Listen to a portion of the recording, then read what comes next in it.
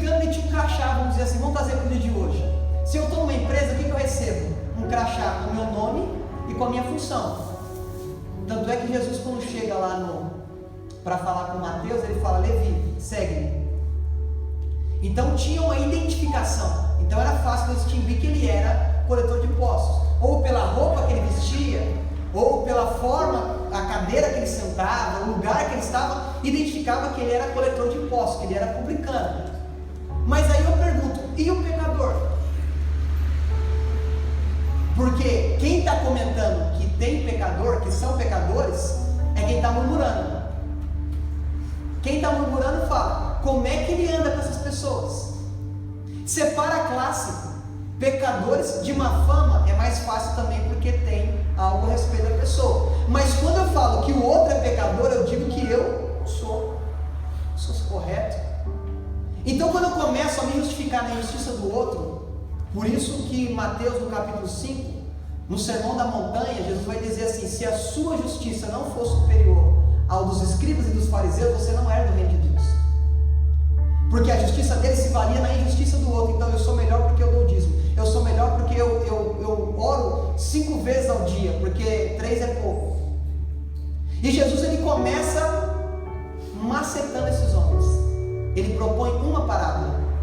Se você for ver na Bíblia aí, vai estar 3 parábolas, mas essas 3 são uma só, porque a palavra fala assim: e Jesus lhe propôs uma parábola. Essa parábola é dividida em 3 partes. E Jesus já começa fazendo uma pergunta para os fariseus. Ele não faz uma pergunta para a multidão, ele faz uma pergunta para os fariseus: qual é o pastor que, tendo 100 ovelhas, não deixa as 99 e vai atrás de uma que se perdeu? Qual é o pastor? Ele já pergunta, já induzindo a pessoa a dar uma resposta. Qual é o pastor? Se o pastor ele deixa as 99 e vai atrás de uma, não é porque ele não gosta das 99, é porque ele ama 100. Não é porque ele preteriu as 99 e aquela uma que escapou, que fugiu, que se desorientou, aquela lá é mais especial do que as outras. Não é. É porque ele ama todos igual. E ele vai perguntar: qual que é o pastor que não faz isso? E já coloca uma interrogação na cabeça dos fariseus, dos escribas. Sabe por quê? Porque Abraão já estava guardado no Senhor. Elias já estava guardado no Senhor. Daniel já estava guardado no Senhor. Isaías já estava guardado no Senhor. Vários homens que nós lemos no Antigo Testamento já estavam guardados no Senhor. Mas o que ele fez? Ele esvaziou-se de sua glória, assumiu a forma de servo e veio buscar essa uma ovelha que somos nós. Ele esvaziou-se de sua glória. Por isso que ele fala: qual é o pastor que não faz isso? Porque eu fiz a mesma coisa. Qual é o pastor que não deixa? Aleluia. Patriarcas que estavam no céu, profetas que estavam no seio de Abraão, quer dizer, melhor dizendo, porque o paraíso ainda não tinha sido inaugurado. Qual é o pastor que não faz isso? Porque Jesus nunca falou alguma coisa que ele não era capaz de fazer. Jesus nunca cobrou uma coisa que ele não tivesse dado exemplo. Então ele fala: qual é o pastor que não faz isso? Porque eu abri mão da minha glória, abri mão da majestade que eu tinha no céu, assumi a forma de servo mesmo sendo filho. Eu assumi a forma de servo e vim servir. Servo. Qual que é a diferença do servo para o filho? O servo não sabe a vontade do Senhor. Mas quando o filho é servo? Quando o filho é servo? Porque Jesus sabia qual era a vontade do Pai. Ele, como filho, ele sabia tudo que o Pai queria, que o Pai precisava. O que ele fez? Eu, mesmo sendo filho, vou assumir a forma de servo, não por obrigação, porque Jesus não foi para a cruz obrigado. Jesus não foi na cruz porque alguém mandou ele para a cruz. Quem vai para a cruz obrigado é ladrão. Jesus se entregou para ir para a cruz. A ti te entrego o meu espírito. Jesus entregou. Ele entregou tudo porque tinha uma ovelha que não tinha alcançado. Abre comigo aí, nós já vamos voltar para a parábola. Abre comigo aí em 1 Pedro capítulo 2.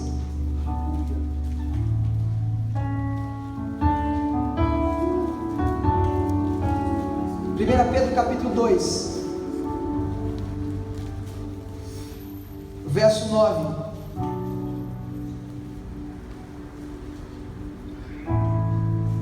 Porém, vós sois geração eleita, sacerdócio real, nação santa, povo de propriedade exclusiva de Deus, cujo propósito é proclamar as grandezas daquele que vos convidou das trevas para a maravilhosa luz. Vós, sim, que antes não erais sequer povo, mas agora sois povo de Deus. Não tinhas recebido a misericórdia, contudo agora Aleluia. recebeste. Aleluia. O que Pedro está dizendo aqui? Em outras palavras, respondendo qual é o pastor, ele fala assim: o pastor faz uma geração que não é eleita ser geração eleita. Um pastor que faz com que pessoas que não eram sacerdócio real passem a ser sacerdócio real. O pastor que faz com que pessoas que não eram povo adquirido agora adquirem esse povo pelo peso de sangue, pelo preço de sangue, lá na cruz do Calvário. E agora fala: vós que antes não alcançaram a misericórdia, mas que agora alcançaste a misericórdia. Vós que antes nem erais povo, ou seja, vocês não eram povo, mas agora vocês passam a ser povo de Deus. Foi esse pastor que veio, sacrificou-se por nós, porque o pastor verdadeiro ele dá vida pelas ovelhas. O pastor verdadeiro ele morre se for preciso pela ovelha. E esse pastor veio aqui e entregou a vida por mim e por você. Não existem filhos melhores, existem filhos. Nós todos somos filhos, não somos melhores porque somos pastores, porque somos adoradores. Nós somos melhores sim, porque Ele morreu, porque Ele deu a vida, porque Ele se entregou. E aí por causa dele nós somos melhores nele. Ele fez isso, ele abriu mão. Por isso que ele fala: qual é o pastor? E ele no final dessa parábola, ele vai dizer assim: eu afirmo a vocês que no céu há mais alegria quando um se arrepende, do que quando tem 99 que acham que não precisam de arrependimento. Conseguiu entender o paralelo? Um que arrepende, publicanos, pecadores, pessoas de má fama. 99 que não se arrependem. Como é que ele se junta com esses pecadores? Como é que ele toma café com esses pecadores? Como é que ele senta na mesa com esses pecadores? Cada uma das histórias nessa parábola, ele vai trazendo uma verdade e aplicando. Depois ele vai dizer: outra, a mulher que perdeu uma dracma. E agora aqui tem um aprendizado muito grande para nós. Ele vai dizer que a mulher tem que acender uma candeia, a mulher tem que varrer a casa para encontrar aquilo que tinha sido perdido. Nós somos o que? A luz. Para que serve a luz que não ilumina? Nós somos o sal da terra. Para que serve o sal que não salga? Ela tem que iluminar o ambiente para ela encontrar aquilo que tem perdido. Sabe por que muitas vezes nós estamos perdidos e temos perdido algumas coisas? Porque nós não estamos iluminando da forma que devia iluminar. Nós não estamos tendo a claridade para enxergar aquilo que está sendo perdido. E depois a casa estava suja, porque ela tem que limpar a casa, porque a sujeira da casa impedia dela encontrar aquilo que tinha sido perdido. E muitas vezes nós estamos andando com a casa suja e falando assim: eu sou de Cristo, eu vivo Cristo, eu manifesto Cristo. A casa tem que estar limpa, porque senão, se eu perder alguma coisa, eu nem sei aonde eu vou encontrar, porque está tudo bagunçado dentro. Primeiro eu preciso colocar em ordem o que está aqui dentro, para depois eu refletir a glória de Cristo aqui fora. Não adianta eu pegar o púlpito, subir no púlpito, não adianta eu pegar o microfone com a casa suja, porque se a casa não for limpa, não edifica aquilo que é falado. Se a casa não adianta eu acender uma luz, ela não vai iluminar. Eu tenho que limpar o que está por dentro, eu tenho que limpar algumas coisas, senão eu não vou achar o que eu perdi. Eu vou sempre ser um perdido, ou ter coisas perdidas. O Senhor colocou coisas eternas dentro de nós, e se nós perdermos os valores eternos que Ele colocou dentro, nós continuaremos perdidos. Perdidos dentro da casa do Pai.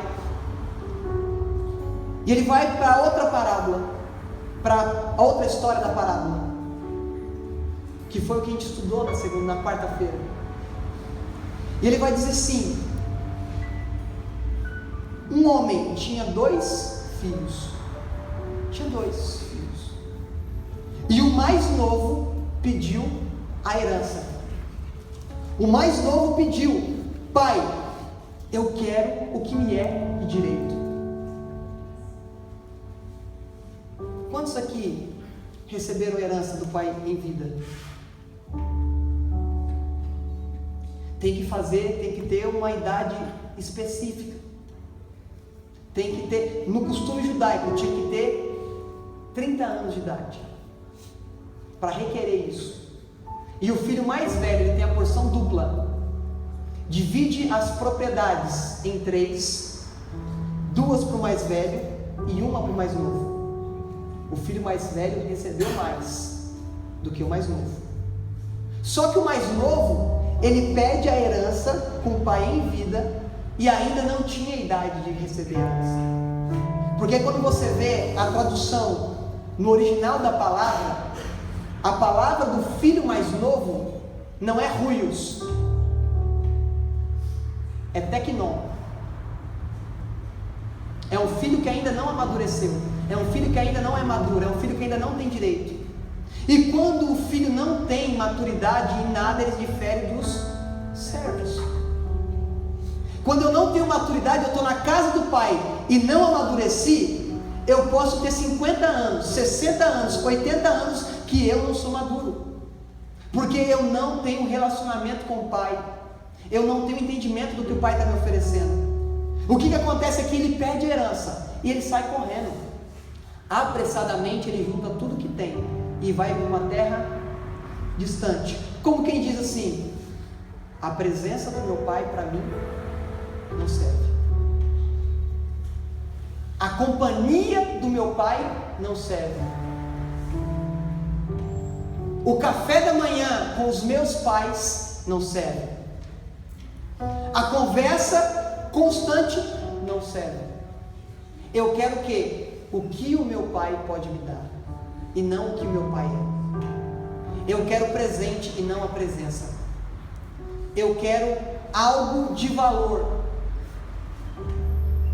Eu quero algo que seja tangível. Eu quero algo para mostrar que eu tenho. E o que acontece? Ele mostra ou não mostra que ele tem? Mostra. Por quê? Pródigo significa aquele que gasta de forma irresponsável.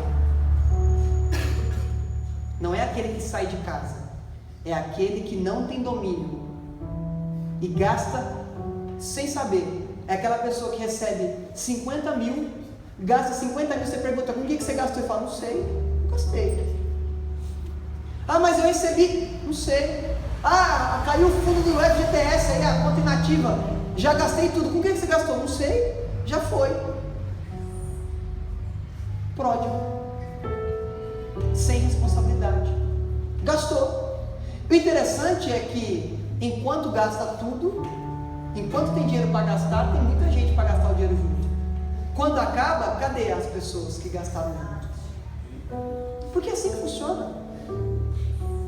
Quando não tem uma verdadeira amizade, quando não tem um verdadeiro relacionamento, a grana vai embora, os amigos entre aspas vão embora também.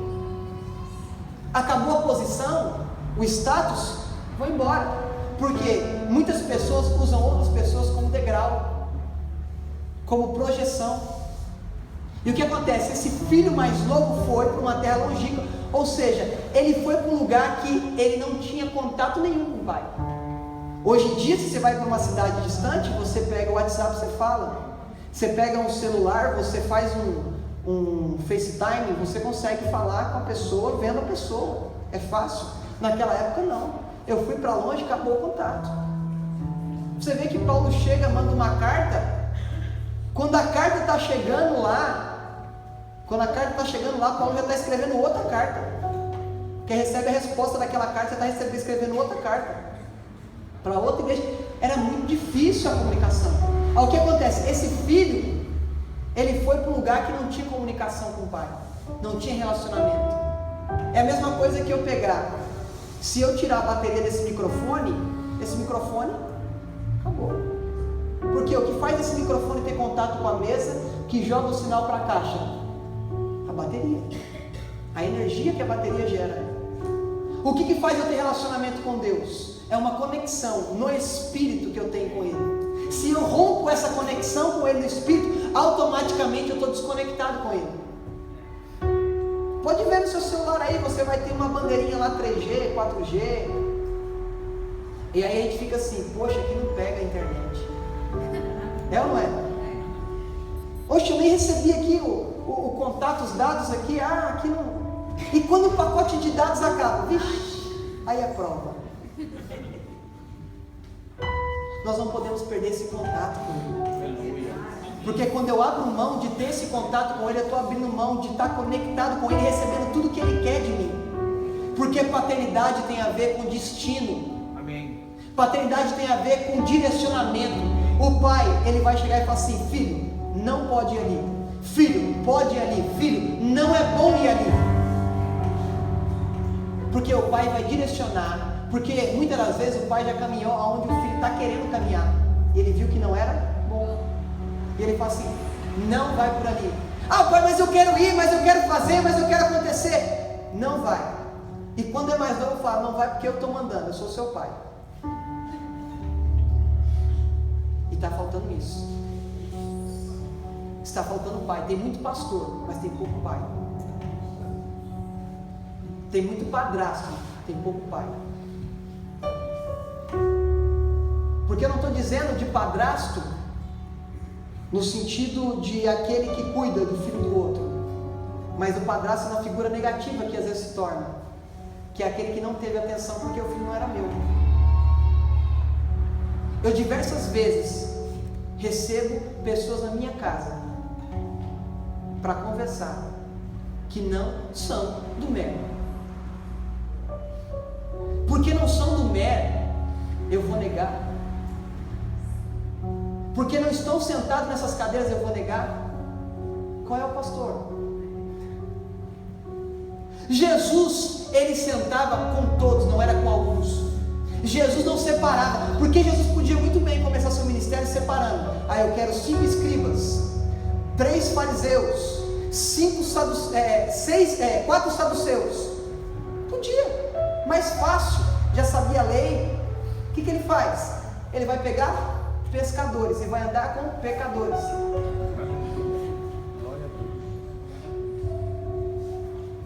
Porque até o que não era pescador era pecador, porque coletava imposto. Sim ou não? Sim. Tanto é que a curiosidade de Zaqueu é tão grande para conhecer quem era Jesus, porque fala assim, poxa, como é que Levi? Eu ensinei como é que ele roubava, gente. Eu ensinei tudo direitinho para ele. Só faltou ir para Brasília para fazer o bacharelado em roubo. Não, eu preciso saber quem que é esse Jesus, porque ele ganhava uma grana aqui, meu. Preciso saber quem é Jesus. Jesus, ele escolheu pessoas desqualificadas ao olhar religioso. Mas Jesus conhecia cada um daqueles que seguiam. Jesus chamou pessoas que ninguém queria perto. Por quê? Atos 2 é a figura exata de que as pessoas preteriam eles. Eles falam assim, como é que esses galileus estão falando o meu idioma? Como a gente está em Goianás, eu vou usar Goianás. Como é que esse povo de Goianás está falando inglês aqui? Porque eles eram de uma região pobre, uma região carente. A pescaria era uma profissão simples. E que eles falam, como é que pode? Porque Jesus pega um coletor de impostos e coloca junto com um zelote. Zelote, eles matavam publicano na faca no meio da rua para mostrar para os outros publicanos. Pode pesquisar a história. Ele vai colocar Mateus junto com um zelote. Ele vai colocar João junto com Pedro, que fica disputando para ver quem chega primeiro no sepulcro. Ele coloca pessoas opostas para conviver junto, para mostrar: eu não escolho por mérito, eu não escolho por qualificações externas, eu escolho por aquilo que eu posso moldar e mudar dentro. Por isso que ele fazia questão de andar com quem ouvia ele, porque quem não ouve, quem murmura, não anda com ele. Você vê que eles não andavam com ele, andavam para ver ele. O publicano que subiu na árvore queria ver quem era Jesus. Depois que viu Jesus, falou assim: não, tem que limpar a casa. Fez que nem a mulher aqui, limpar a casa. Se tenho defraudado, eu devolvo 4 vezes mais, e vou repetir tudo que eu tenho com os pobres. Jesus pediu isso para ele. Ele começou a limpar a casa, porque Jesus ele trabalha de acordo com cada um, de uma forma diferente. Ele nos trata igual, mas ele trabalha de formas diferentes. Deus não tem filhos prediletos. Não tem. Ah, eu sou o mais querido, porque quando eu oro, sai fogo do céu. Não, Deus não, você não é melhor. Deus não tem filhos prediletos. Deus não tem posições prediletas. Deus não ama mais um pastor do que uma ovelha. Deus não ama mais um presidente do que um eleitor. Deus ama todos iguais. E o que acontece? Jesus ele faz questão de pegar essas pessoas e trazer junto com ele, e ensinar durante anos. E ele vai dizer que esse filho saiu, distanciou, foi embora. E o interessante é que, automaticamente, quando o dinheiro acaba, há uma fome na terra. Como diz o Luiz Hermínio, esse Deus não é gente, né? Acaba o dinheiro, a fome aparece. Porque se acaba o dinheiro e não tem fome na cidade, emprego era fácil. Acaba o dinheiro, mas ele... tem várias aqui, ó. Faz ficha aqui, ó, tem que estar contratando, como falava antigamente, era fácil. Acabou o dinheiro, acabou o alimento na cidade, a fome bateu. E o que acontece? Ele vai, um homem o indica para trabalhar com o quê? Porcos. O maior símbolo de separação do homem com Deus era tratar com coisas impuras. Por isso que tinha todo lá em Deuteronômio, você vai ver toda uma lei que dizia como não usar, o que não comer, o que não fazer. E apacentar porcos para um judeu era a pior coisa que podia acontecer. Jesus faz questão de, na parábola, colocar isso, porque tem um monte de religioso ouvindo. Ele está lá assim: olha, ele foi apacentar porcos. Ou seja, Jesus pegou algo que era totalmente não aceito pelos judeus e fala para os judeus: ele foi apacentar porcos. E apacentando o porco, desejou comer o que o porco comia. Eu falei aqui no estudo e vou perguntar de novo: alguém que já viu comida de porco? É apetitoso? Eu falei que só quem gosta de comida de porco é porco. Não tem jeito, eu falei aqui, acho que nem um cavalo come a comida do porco. Ninguém é capaz, só se der muita fome mesmo. O que acontece? Jesus ele disse que ele era o pão da vida. E dizendo que ele é o pão da vida, esse pão que o povo estava acostumado, que era o maná, ele tinha um prazo de validade, ele acabava. Mas Jesus era o pão que não perece. Quando eu estou na casa do Pai, eu como do pão que não perece, então eu não tenho fome. Mas quando eu estou distante da casa do Pai, o que eu vou desejar? Eu vou comer qualquer coisa que me apresentarem. Eu vou engolir qualquer evangelho que me apresentarem, porque eu estou distante. Qualquer miscelânea, qualquer miojo que me oferece, eu estou comendo. Eu estou indo na campanha para comer o miojo. Eu estou indo no congresso, eu vou comendo. Acabo igual um porco, comendo o que não presta. E quando eu como o que não presta, me dá indigestão. Passo mal, fico ruim. Aí o que acontece? Aí eu caio em mim.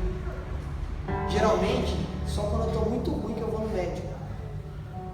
Que a gente cai em si depois, principalmente homem. Mulher é mais fácil de ir no médico. O homem, ele tem que estar morrendo, já praticamente já nas últimas, para ser convencido a ir no hospital. Porque ele sabe que o que ele está vivendo é ruim. Ele caiu em si o menino. Só que ele caiu em si, e aqui eu interpreto, ele caiu em si, lembrando do que o pai podia oferecer. Ele chega assim: não, porque aqueles que têm carteira assinada lá no meu pai, lá que trabalha com meu pai, eles têm uma casinha, eles têm 3 refeições, 4 refeições ao dia, eles têm contemporâneos, têm ticket de refeição, vale alimentação, vale transporte, pega CPTM, tranquilo, eu vou para lá. O que ele pensou? Ele pensou assim, não, se eu for para lá eu vou ser servo. Sendo servo, eu já sei os benefícios que o servo tem. Eu vou deixar essa vida aqui de miséria e vou ser servo. A diferença do filho que escolhe ser servo por entendimento e do filho que escolhe ser servo por interesse é Jesus e o filho mais novo. Jesus escolheu ser servo por entendimento, que precisava servir aqueles que não tinham capacidade de se reconciliar com Deus. O filho mais novo, ele vai até o pai porque eu vou receber algumas coisas, eu vou ter um benefíciozinho, eu vou ter uma trocazinha, porque filhos que não têm maturidade servem sem entendimento, e vem aqui e fala assim, eu vou participar do ministério de louvor porque Deus vai abençoar a minha vida, eu quero ministrar a palavra porque eu vou receber uma oferta, eu quero participar de vários congressos porque nos congressos, eu fico famoso. Filho mais novo serve a Deus pela troca, serve a Deus pelo efeito e não pela causa. O que tem de filhos imaturos que estão vindo na igreja perdendo tempo, mas tá falando palavra, mas sem entendimento é pérola jogada para porco. Já foi dito isso no evangelho, já foi dito, é como pérolas lançadas para porcos. Eles pisam, não entendem o valor do que está sendo oferecido. Se você pega uma pérola e apresenta para quem conhece, ele vai falar, o valor dessa pérola é isso, eu quero.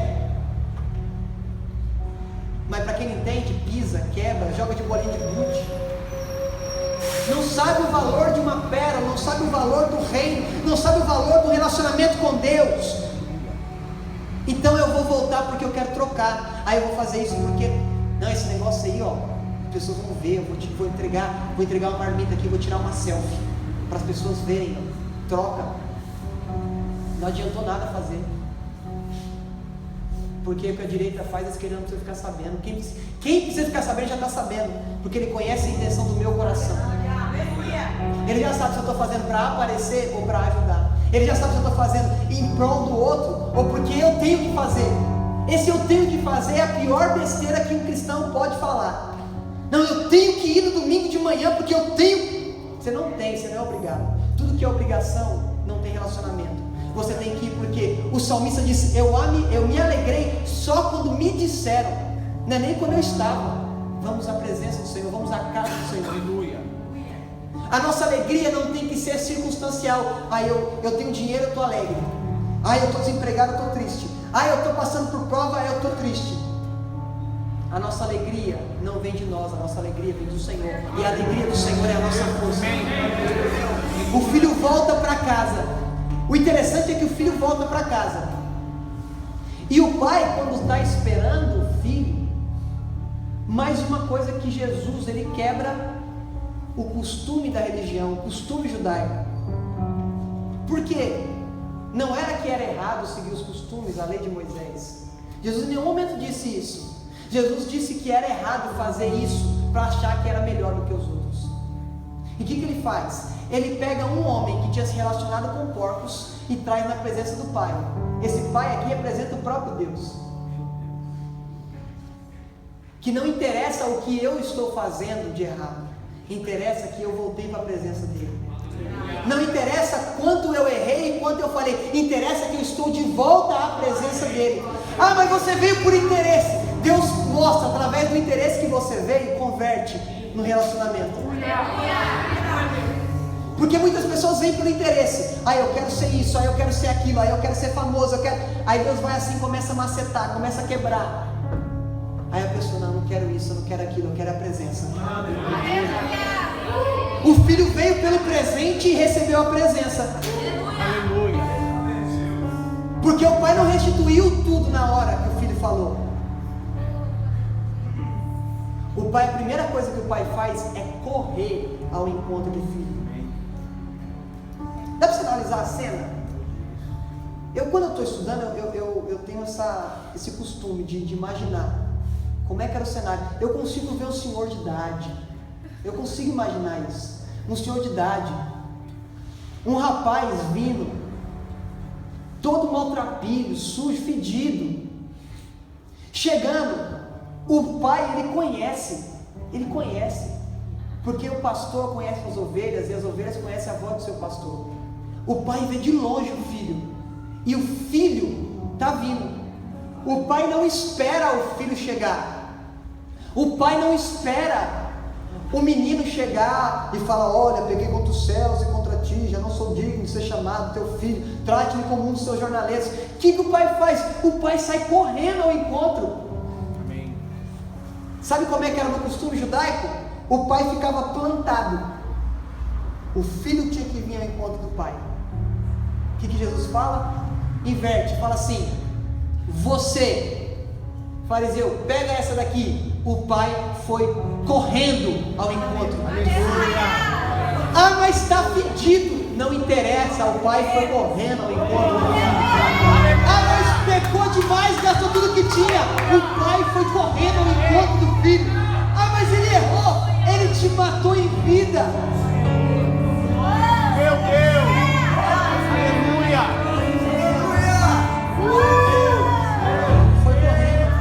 Foi correndo. Ah, mas olha, ele está todo sujo. Olha, ele está com a roupa, ele não está com terno. O pai foi correndo ao encontro do filho. Ah, mas ele está. Não interessa como ele está, interessa o que ele vai se tornar, porque o pai não vê o filho no momento em que ele está. O pai vê o filho entrando na eternidade com ele para todo sempre. Sabe por que a gente fica julgando as pessoas? Porque a gente não tem a mentalidade de pai, a gente tem a mentalidade de filho. Ah, mas o fulano pecou, caiu, fez isso, fez aquilo. O pai está lá no céu correndo enquanto ele fala assim: eu sei o que ele vai se tornar. E não interessa, não interessa. Eu sei o que ele vai se tornar dentro de mim.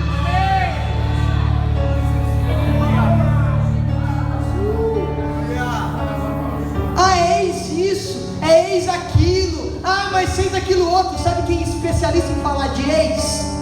Satanás. Satanás fala: mas esse aqui não merece. Ah, esse aqui fez isso. Ah, esse aqui fez aquilo. E para nós mesmos fala: você fez isso, você fez aquilo, você errou aqui. Mas quando nós entendemos que nós somos filhos, nós chegamos à presença do Pai, e o Pai não espera a gente chegar e já vai e nos abraça e fala assim: eu sei que você se arrependeu, eu sei que você caiu em si, e o que me importa não é o que você perdeu, é o que você é e o que você representa para mim. É isso que interessa.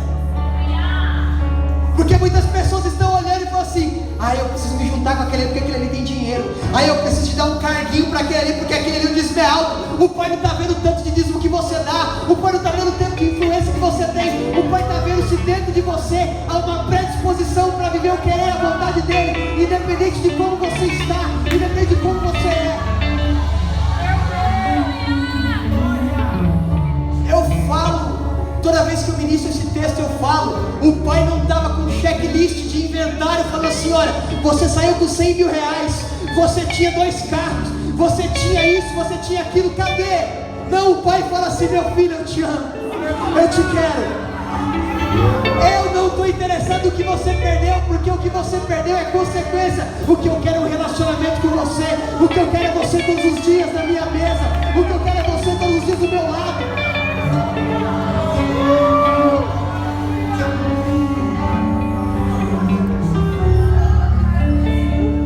Coisas pequenas da terra são para pessoas pequenas.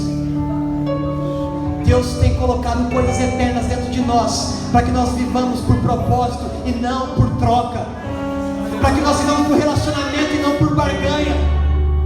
Ah, mas o pastor não lembrou de mim. Ah, mas o pastor não me apresentou. Ah, mas o pastor não me honrou. Pastor erra, pastor falha, mas pode uma mãe que amamenta esquecer do filho. Porém eu não me esqueço. O que interessa é que ele conhece, que ele lembra, e que ele é o meu pai, e que ele é o meu Senhor. É isso que interessa, é isso que está em jogo. Ele vai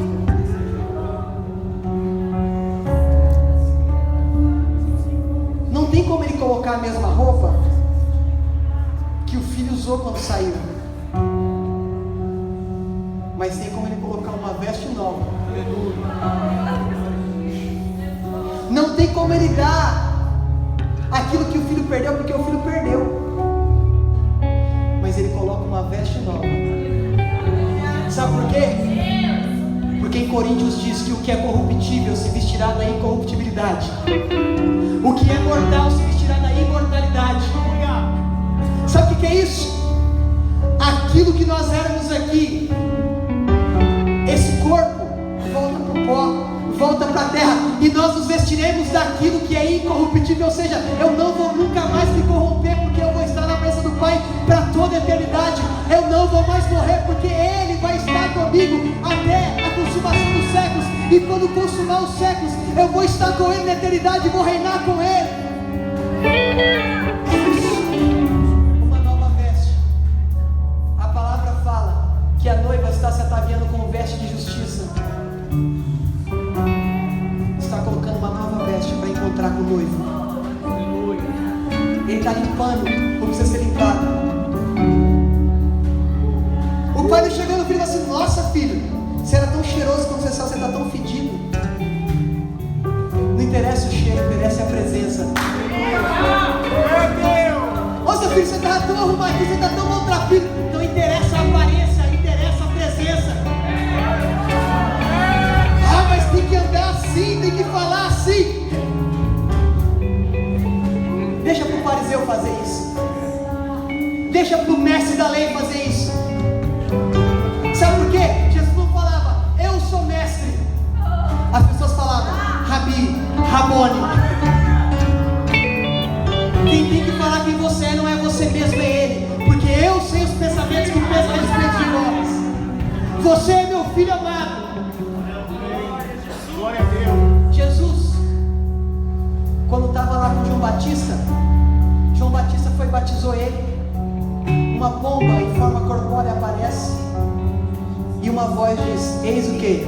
O meu filho amado, de quem eu me comprazo, ou seja, em quem eu tenho prazer. Aleluia. Ou seja, todos ficaram sabendo porque Deus falou a respeito do filho. Não fica preocupado se você vai ser conhecido, se as pessoas vão lembrar de você. O que interessa é que Ele conhece você e Ele lembra sempre, todos os dias, porque tem o seu nome gravado na palma da mão. E pensa numa palma da mão grande, para caber tanto nome de filho. Ele pega o anel e coloca o anel de novo no dedo do filho. Anel representa a autoridade. Ele fala assim: não interessa que quando você caiu, você perdeu a autoridade que você tinha. Eu sou o Deus que dá a autoridade de volta. Porque não interessa o tropeço, interessa a remissão, interessa a misericórdia, interessa a renúncia de dizer: eu pequei contra os céus e contra ti, já não sou digno de ser chamado teu filho. Aí ele fala: mesmo que você não seja digno, eu vou derramar sobre ti a minha graça, que é o favor que você não merece, e você vai ser chamado sim de filho.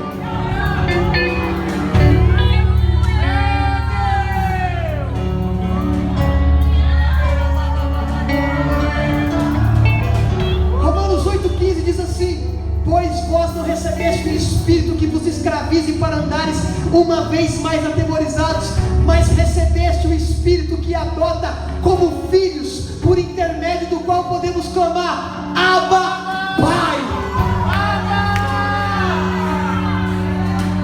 Sabe o que é Abba, Pai? Paizinho. Aleluia. Só chama paizinho que tem intimidade.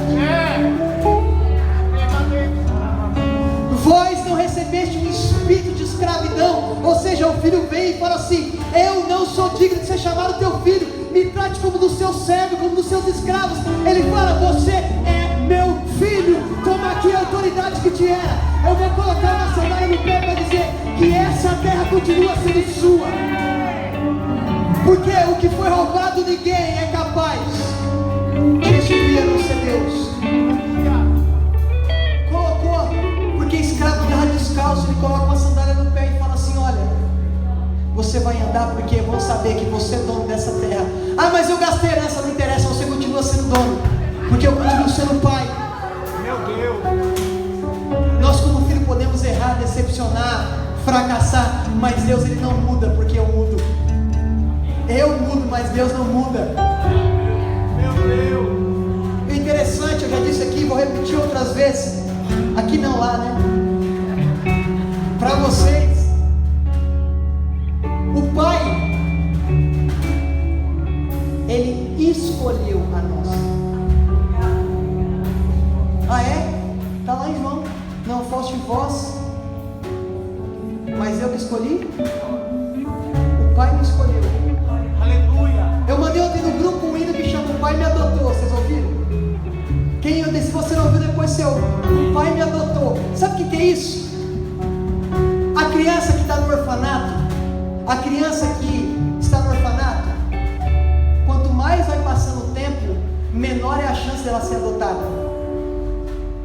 Então, quando chega na maioridade, então, sabe o que Deus fez? Deus adotou filhos barbados. Deus adotou filhos que não eram nenéns, porque Ele me escolheu. E Ele me escolheu não pelo que eu era, mas pelo que eu me tornaria nele. Porque o que eu era não validava, mas o que eu me tornava vai validar, porque eu me torno através da graça dele. Quando Ele vai no orfanato, Ele escolhe. Não, Ele não escolhe, Ele adota todo mundo. Esse orfanato está fechado. Ah, mas se vir mais criança, pode deixar que eu adoto também.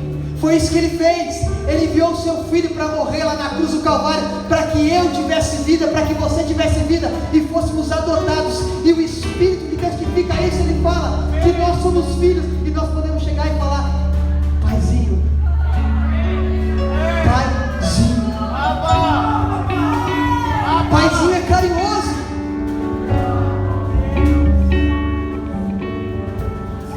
Paizinho é carinhoso. Eu falo, Ele está aqui, Ele não vai me corrigir, porque não é mentira que eu estou falando. Eu passo pelo meu pai, eu dou um tapa no bumbum dele, é verdade ou não é? Verdade. E ele dá um tapa de volta, mas não um tapa de repreensão, é de carinho, é brincadeira, é intimidade. Eu passo com ele, dou um tapa, mas sai correndo, ele vai e dá um tapa em mim de novo, porque eu tenho intimidade com meu pai. Sabe por que você pode falar Abba? Porque você entendeu que você tem intimidade com Ele, e você pode chegar a qualquer momento na presença dele e falar assim: Pai, deu ruim hoje, eu falhei, pisei na bola. E o Pai fala assim: não interessa, eu continuo te amando da mesma forma. O Pai não vai aceitar o seu pecado, Ele vai aceitar você. Ele vai falar assim: você está errado, não peques mais. Mas vai falar assim: quem nunca errou, que atire a primeira pedra. Quem não falhou, que taque a primeira pedra. É o mesmo Pai que corrige, é o Pai que ama, porque o Pai corrige aquele que ama. O Pai não deixa de corrigir o filho, mas o Pai não deixa de amar o filho porque o filho errou.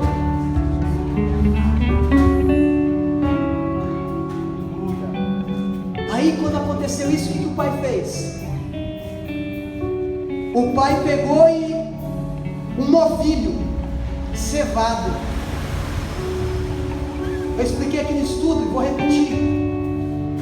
O novilho cevado, ele era guardado para ocasiões especiais. Vamos supor, o meu filho casou. Eu pego aquele novilho cevado que eu guardei durante anos e ofereço na festa, porque é um motivo nobre. O que ele faz? Ele pega o novilho cevado e oferece uma festa, porque aquele que tinha morrido reviveu. Aquele que tinha sido perdido foi encontrado. E o filho está lá compartilhando a mesa do pai, porque assim, choca quando nós temos uma interpretação errada do pai e nós somos surpreendidos pelo amor do pai, porque a religião por muito tempo nos colocou um Deus inacessível.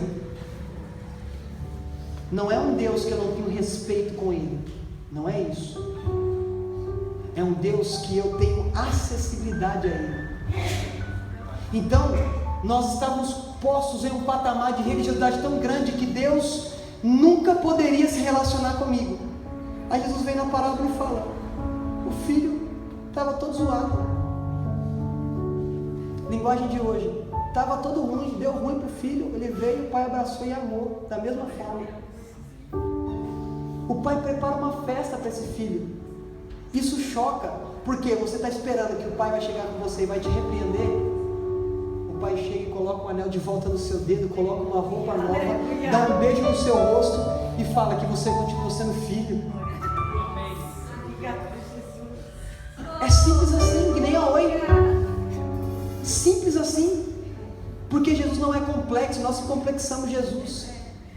O Evangelho é simples, nós colocamos tanta regra no Evangelho que fica o Evangelho inacessível.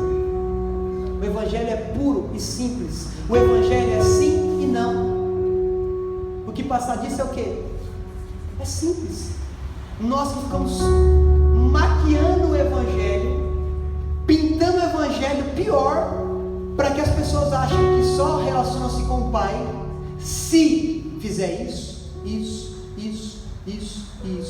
Se você fizer isso, você vai se tornar um fariseu e não um filho. Deus não te chamou para ser fariseu, Deus te chamou para ser filho. Aleluia. Fariseu murmura enquanto o pai está pregando.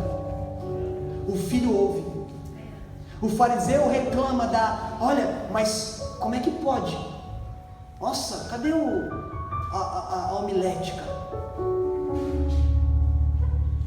O filho ouve. Independente se for Jesus ou Jesus. Porque não interessa como é pronunciado, interessa como está sendo pronunciado, isso é de dentro para fora. Aleluia. Porque o impacto não são palavras persuasivas, mas é o Espírito. Amém. Não sou eu que impressiona, é o Espírito que impressiona as pessoas. Impressiona, coloca a impressão dele. Não é a minha impressão, é a impressão dele em mim. Aí o que acontece? Nesse contexto tem o que? Entra o filho mais novo, ou mais velho. Porque tem um bezerro cevado, bonito, gordo, que foi morto e agora virou um churrascão.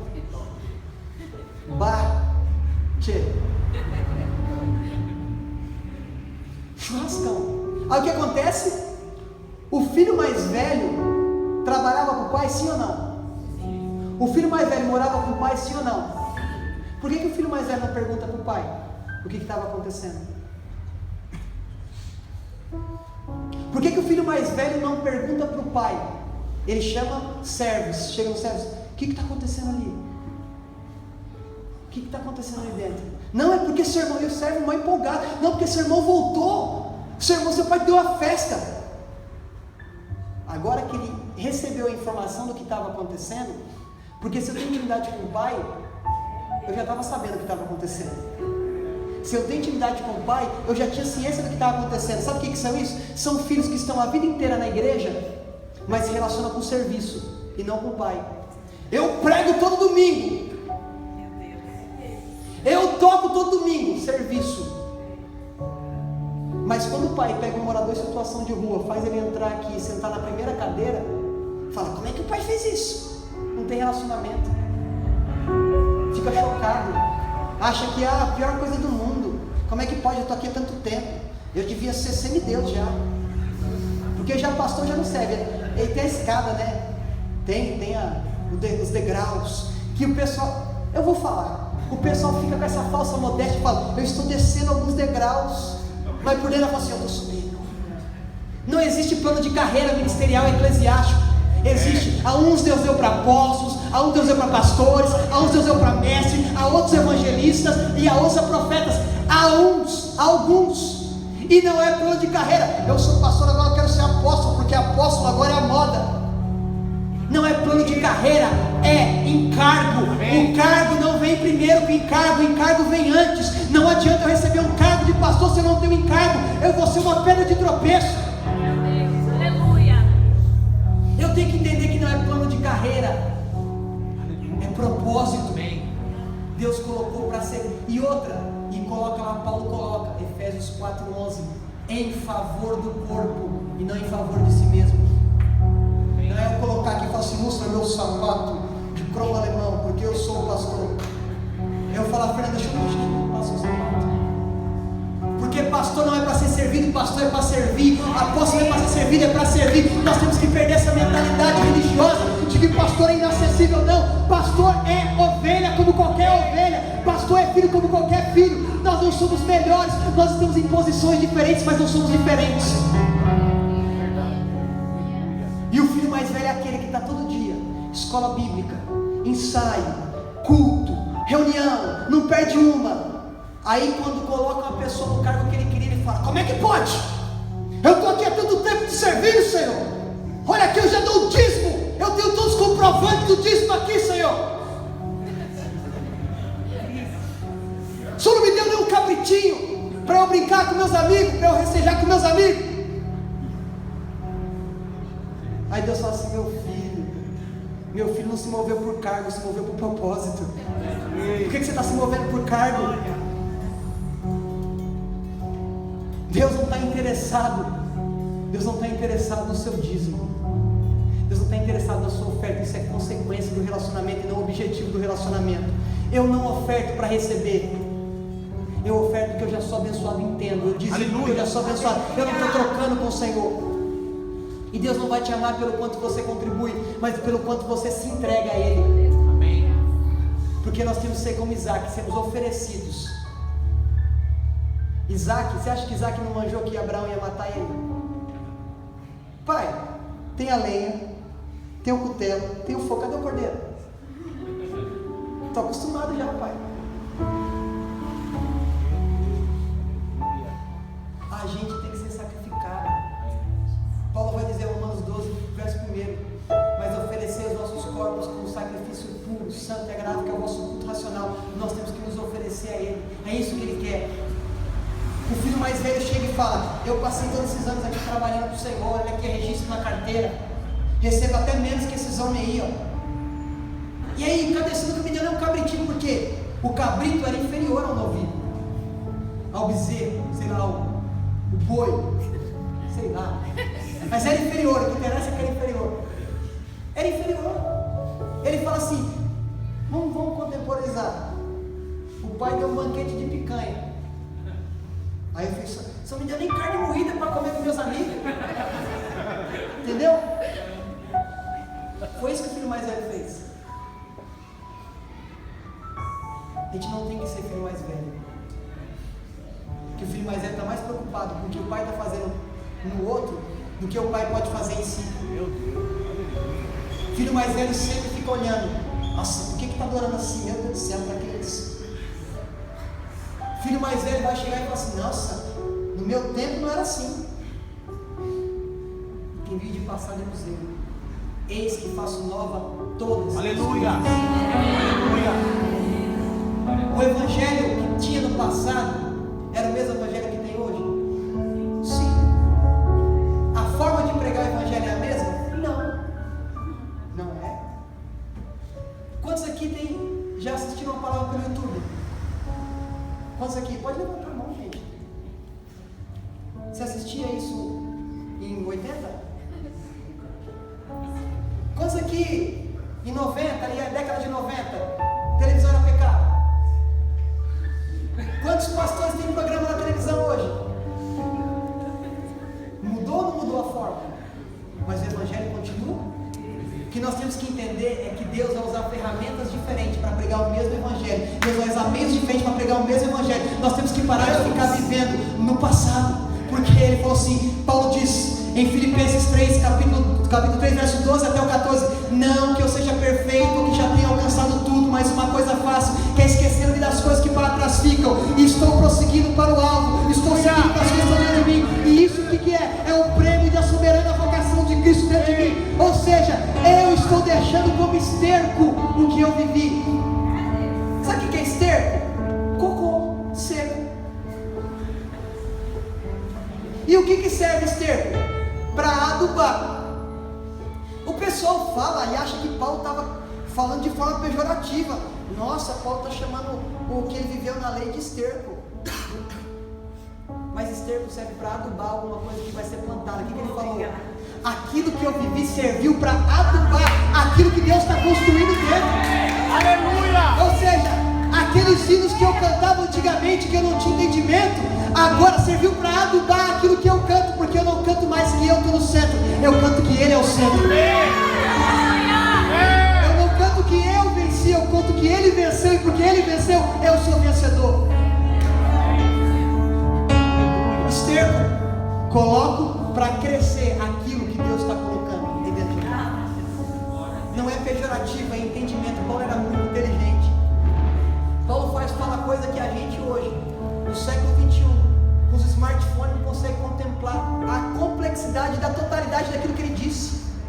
A gente fica assim, mas o que Paulo quis dizer aqui? Por quê? Profundo. Porque ele caiu da religiosidade e começou a viver o reino. Ele caiu daqueles paradigmas. Tem que matar porque está falando. Ele chamava a religião do caminho. Paulo falava, a religião do caminho, a seita do caminho. Paulo falava, o que acontece? Agora ele está na seita do caminho. Não critica aquilo que você vai fazer parte um dia. Não dá o de pau, não. Aí o filho mais velho chega para o pai e fala, olha, eu trabalhei aqui sempre, eu tenho uma vasta experiência com o Senhor nunca me deu uma carne moídazinha para assar com meus, deixar mais chique, uma cafta. Deu up. Uma cafta para eu servir com meus amigos. Sabe o que o pai fala? Filho, tudo que eu tenho é teu. Você não está entendendo que você não precisa fazer campanha para receber o que você já tem por herança. Você não está entendendo que não tem que fazer 12 dias para garantir um ano, porque eu sou de eternidade. A eternidade. Olha, eu não posso quebrar a campanha, porque se eu quebrar a campanha, eu não recebo o mês de abril.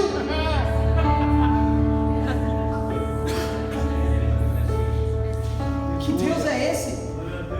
Que porque você teve que trabalhar até mais tarde, não vai aceitar o seu culto no outro dia, e que você aquele mês já era, marca lá, mês negro, esse aqui eu faltei na campanha. Deus não se move por campanha, Deus se move por propósito. Deus não se move por conferência, congresso, Deus se move dentro de nós. Se eu estou manifestando Ele dentro, a qualquer lugar que eu estiver, Ele vai ser manifesto, vai ser refletida a glória dEle. Não adianta eu querer ficar fazendo rituais para alcançar a presença de Deus, porque o Pai, mesmo eu estando fedido, Ele me beija, mesmo eu estando mal vestido, Ele me beija, mesmo eu estando fedendo a mal mais dias, Ele fala assim, aquilo que estava morto eu ressuscito mesmo já tendo 4 dias de morto. Aleluia! O Pai quer eu, não quer minha roupa, não quer minha barba, o Pai me quer por inteiro. Se Ele falar assim para mim, filho, eu não quero mais essa barba sua, eu faço. Quem manda quem pode, obedece quem tem juízo. Mas eu não vou falar. Aí depois que Deus manda eu fazer, eu vou chegar aqui e falar assim, agora todo mundo tem que fazer a barba. Deus falou comigo. Eu não posso transformar uma experiência pessoal em doutrina. É isso que está acontecendo no Brasil. É transformar uma experiência pessoal em doutrina. Deus não quer isso. Agora todo mundo vai ter que ser levado ao céu do redemoinho no redemoinho, porque Elias foi levado no redemoinho. Porque Enoque foi transladado, eu também tenho que ser transladado. Aí agora tem que ter uma nova. Não é. O que aconteceu com você foi com você. O que aconteceu comigo é comigo. O que eu tenho que falar é de Cristo e não de mim. Eu testemunhar é bom, mas eu não posso transformar meu testemunho em uma doutrina. Eu não posso. Eu tenho que viver Cristo. O filho mais velho fala, o Senhor não me deu nada. O pai fala, tudo que eu tenho é teu. E detalhe, o filho mais velho recebeu a porção dupla da herança. Ele recebeu mais do que o filho mais novo. Recebeu mais do que o filho mais novo e não usufruiu. Nós não podemos estar na presença do Pai. Não podemos estar na presença do Pai olhando para o próximo. Nós só podemos olhar para o próximo se for para ajudar, se for para ajustar, se for para viver a dor que ele está vivendo. Mas se for olhar para o povo e falar assim, como é que pode? Chegou ontem na igreja, já está tocando. Chegou ontem na igreja, já está pregando. Chegou ontem na igreja, já está fazendo isso. Nós não fomos chamados para ser filhos mais velhos, nós somos chamados para ser filho e filhos maduros. E o Pai está falando assim, eu te quero do jeito que você está. E nós podemos cantar, te louvarei não importa as circunstâncias, porque as circunstâncias não mudam. As circunstâncias não mudam quem eu sou, e não muda quem Deus é em mim. As circunstâncias sim vão moldar o meu caráter, para espelhar o caráter dele. O desemprego muitas das vezes vai ser a ferramenta que Deus vai usar para te trazer para perto dele. Ah, mas como é que pode? Eu sou... Deus, ele não trabalha na ótica humana, porque Porque Isaías 55:8 vai dizer: porque os meus pensamentos não são os seus pensamentos. Assim como o céu está distante da terra, assim é a distância do meu pensamento em relação aos seus. Nós não somos nada, mas nós somos filhos. E como filhos nós podemos repartir tudo que nós recebemos. Então aquilo que eu recebo não é só para mim. O filho mais novo participou da festa, mas a gente não sabe se o filho mais velho entrou ou não entrou na festa. A parábola acaba aí. O pai falando que o que eu tenho é seu. E não fala assim, e o filho mais velho participou, ou o filho mais velho não participou. Porque o que interessava não era se o filho mais velho participou ou não participou. O que interessava é que o filho mais novo se arrependeu. O que interessava é que aquele que queria voltar para a presença do pai voltou. Nós temos que ser filhos maduros, que entendem o coração do pai. E quando o pai falar não, é não. Quando o pai falar sim, é sim. Quando o pai falar espera, é espera. Porque nós achamos que nós somos autossuficientes, mas nós não somos. É só uma gripinha bater que você já falou: Senhor, tem misericórdia.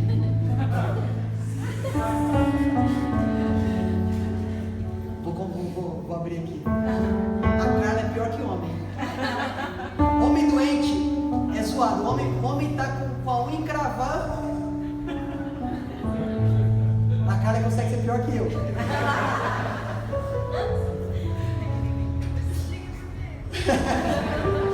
Depois você explica. Ela é porque ela nunca tem dor. Pensa numa pessoa saudável. Aí quando vem alguma coisa, ela acha que está morrendo. Nunca tem dor de barriga. Quando tem dor de barriga, a gente é assim. Quando a gente nunca viveu uma coisa que Deus está colocando para a gente viver, a gente acha que a gente vai morrer. Mas ela fala: não, meu filho, você tem experiência para falar quando alguém tiver dor de barriga. Ela fala assim: é assim. Aí eu estou desempregado, Deus não me ama. Não, meu filho, está desempregado. Para quando você ver alguém desempregado, você entender que não é fácil. E quando você chegar e falar assim: olha, você vai passar por essa fase aí. Foi difícil para mim. O cara está quase 3 anos sem emprego. E Deus tem suprido todas as nossas necessidades. A gente está vivendo uma crise, mas quem está em Cristo, a crise pode até atingir de alguma forma, mas ele sabe sobreviver no meio da crise, porque ele vive em Cristo, não crise. Amém. Nós temos que entender que nós estamos nele. Não é toma posse, declara, não. É desfrutar. Amém. Provai e vede. Senhor é Glória a Deus. Aleluia. É desfrutar. Eu provo, degusto e vejo. Antes de conhecer, de ouvir falar, mas agora me veem os meus olhos. Te veem os meus olhos. É isso. Antes eu conhecia Jesus do que me falavam. Agora eu estou na presença dele, ouvindo dele. Esse é o único livro que nós lemos na presença do autor. Então, se você tiver qualquer dúvida, pergunta para ele. Você vai pegar lá uma vida com propósito, você vai poder perguntar para o autor? Não vai. Se você tiver muita intimidade. Mas aqui, ó, você tem intimidade suficiente para perguntar assim: o que você quer dizer aqui? Qual que é o propósito? Amém? Que nós entendemos que nós somos filhos, que nós entendamos que nós temos um Pai, que não nos julga pelo que nós fazemos, que não nos olha no momento em que nós estamos vivendo, mas naquilo que nós vamos nos tornar nele. O importante é o que nós nos tornaremos nele. Amém? Amém? Aleluia. Fique de pé. Aleluia. Deus.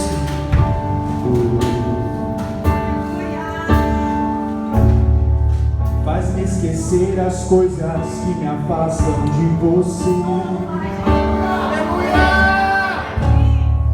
Meu nome é como em teu derramar.